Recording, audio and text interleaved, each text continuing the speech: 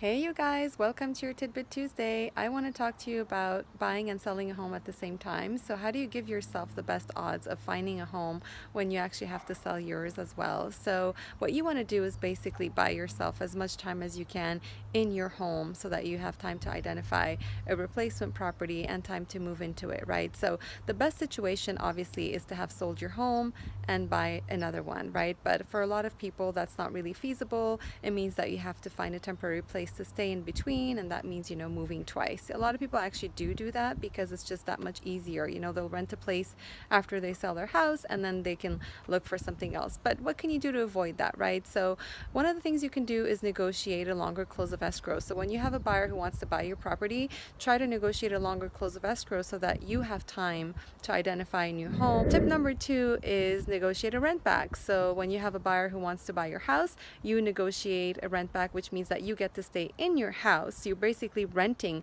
your property for a certain number of days before you move out, right? So if you could actually combine 1 and 2, so a longer close of escrow and a rent back, that'll really maximize, how long you have. Another tip is really check your finances first of all and make sure that you do need to sell your house before you buy a new one.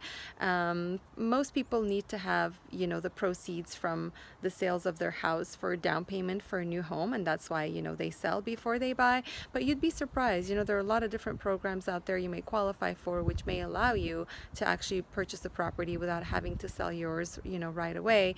You may also qualify for a home equity line of credit, right? So if you have enough equity in your current home, you may be able to take a home equity line, which is basically a loan against your current home to pay for the down payment, right, on the new home, in addition to qualifying for the mortgage. And then as soon as you sell your house, you can pay off that home equity line of credit and then just have your primary mortgage on the new house. So I hope these tips are helpful, and always partner with a very knowledgeable real estate professional and reputable lender that can team up with you and help you figure out what the best odds and options are for your specific situation.